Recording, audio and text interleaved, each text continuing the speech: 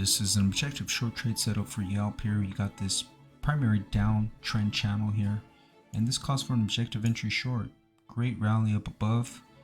Risk versus reward, you have the 200-day moving average synchronized with this primary downtrend line here as well. Dual resistance on the daily, and if we get rejected, assume that we've been rejected 2 days in a row here, and if we crack below this 50-day moving average, call it around that 35, call it around 3420, then you'll have confirmed negative divergences on all three indicators, coinciding with a crossover in the MACD and oscillator and a rejection of the zero lines on both indicators, on both of those indicators. And again, I'll have my T1 at 3151 for an 8.9% drop, 3008 for a 13.3% drop, and the bottom of the channel for a 18.4% drop at that 2832 level.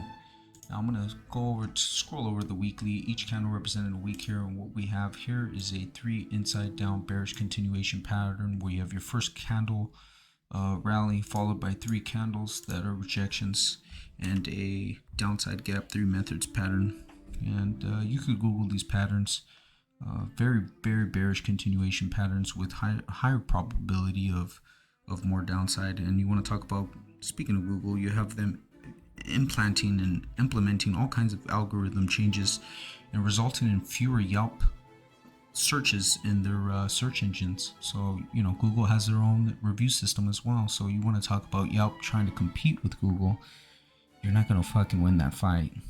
And Google's one of the top components of the NASDAQ, and if YELP decides to even step into the ring with Google, they will get knocked the fuck out.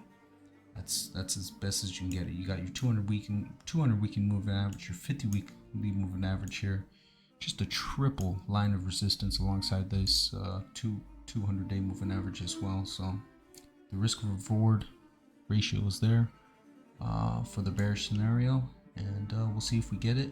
Keep you updated if I see anything.